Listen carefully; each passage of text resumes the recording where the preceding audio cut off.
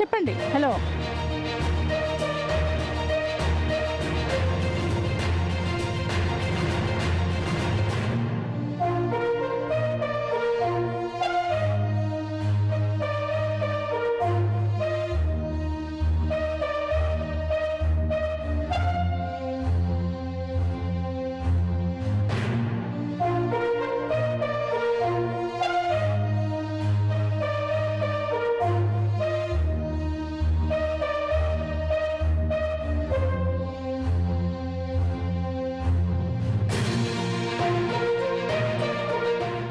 Breaking news చూస్తున్నాం. గాంధీ భవన్ లో TPCC విస్తృత స్థాయి సమావేశం ప్రారంభమైంది.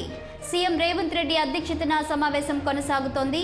ఈ సమావేశంలో AICC incharge Deepa Das Munshi, deputy CM Bhatti Vikramarka, మంత్రులు పాల్గొన్నారు.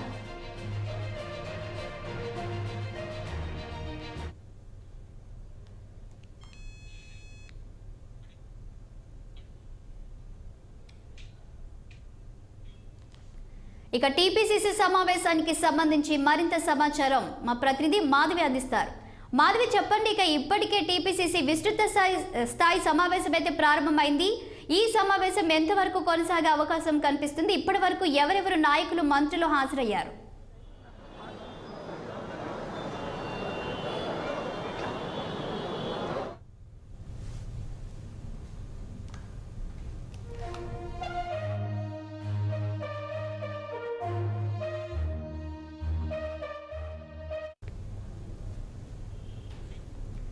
గాంధీ భవన్ లో టీపీసీసీ విస్తృత స్థాయి సమావేశం ప్రారంభమైంది. సీఎం రేవంత్ రెడ్డి అధ్యక్షతన సమావేశం కొనసాగుతుంది. ఈ సమావేశంలోని AICC incharge Deepa Das Munshi, deputy CM Bhatti Vikramarka, మంత్రులు పాల్గొన్నారు. ఈ సమావేశం ప్రధానంగా లోక్సభ ఎన్నికలే టార్గెట్ గా కొనసాగనుంది. ఇక టీపీసీసీ సమావేశానికి సంబంధించి మరింత సమాచారం మా ప్రతినిధి మాధవి అందిస్తారు. మాధవి, చెప్పండి. ఇప్పటికే టీపీసీసీ విస్తృత స్థాయి సమావేశం అయితే ప్రారంభమైంది. ఈ సమావేశం ఎంతవరకు కొనసాగే అవకాశం కనిపిస్తుంది? సో ఇప్పటి వరకు ఎంతమంది మంత్రులు, నాయకులు హాజరైనట్లు తెలుస్తుంది?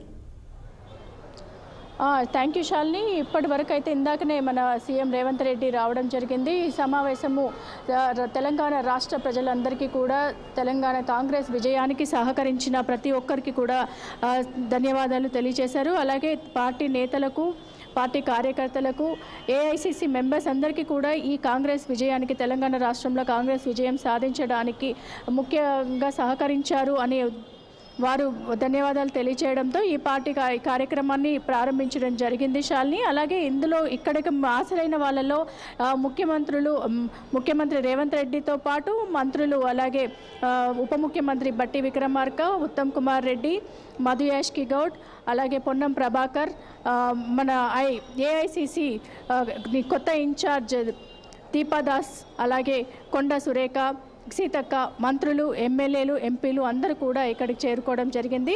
అలాగే అందులో మీటింగ్ సమావేశంలో మాత్రం పొన్నం ప్రభాకర్ రవాణా శాఖ మంత్రి మన 6 గ్యారంటీలలో 6 లక్షల మంది ఒకటైతే విజయం సాధించాము. బస్సు ప్రయాణాలు అనేవి, బస్సులో ఉచిత ప్రయాణము మహిళలు విజయవంతం చేశారు అనేసి చెప్పడం జరుగుతుంది. ఈ సమావేశంలో 6 లక్షల మంది కూడా ప్రయాణించినట్లుగా పొన్నం ప్రభాకర్ రవాణా శాఖ మంత్రి తెలియచేయడం జరిగింది శాలిని.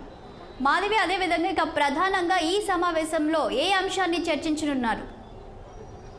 ఈ సమావేశంలో మాత్రం అసెంబ్లీ ఎన్నికల్లో వారు విజయం సాధించడం జరిగింది. అలాగే రాబోయే పార్లమెంట్ ఎన్నికల్లో కూడా విజయం సాధించడానికి అనేక విధాలుగా పార్టీ కార్యకర్తలు, అలాగే అందరూ ఎమ్మెల్యేలు, మంత్రులు, నేతలంతా కూడా సహకరించాలి అని చెప్పేసి ఈ కార్యక్రమంలో వారు ఈ సమావేశంలో మాట్లాడడం జరిగింది శాలిని. Thank you Madhavi.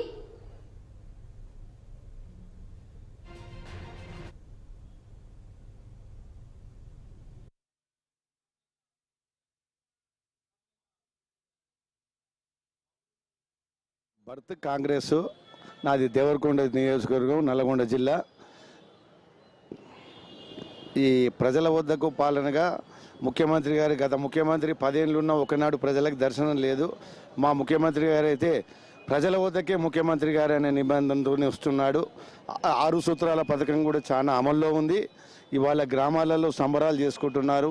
10 సంవత్సరాల నుంచి రేషన్ కార్డు రాక చాలా ఇబ్బందిగా ఉండి ఇవాళ తెల్ల కాగితం మీద రేషన్ కార్డుకు దరఖాస్తు పెట్టమని చెప్పారు.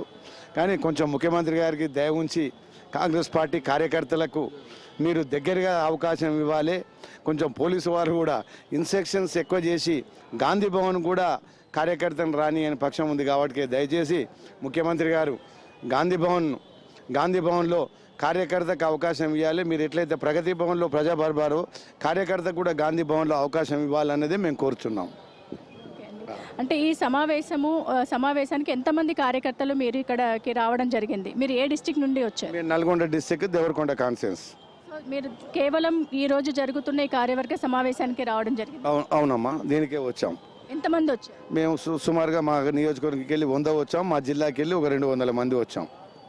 సో చూస్తున్నారు కదండి, ఈ కార్యవర్గ సమావేశానికి దాదాపు నల్గొండ నుంచి ఒక 300 మెంబర్స్ వరకు కూడా రావడం జరిగింది అని కాంగ్రెస్ కార్యకర్తలు తెలియజేస్తున్నారు. అలాగే రేవంత్ రెడ్డి ప్రజలకే కాకుండా కార్యకర్తలకి కూడా వారికి కావాల్సిన చెప్పు.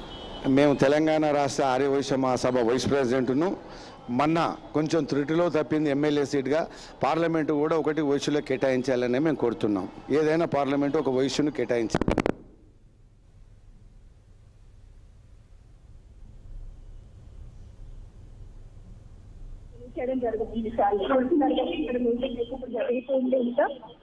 ఈ సమావేశము మరి కాసేపట్లో ముగియనుంది సార్.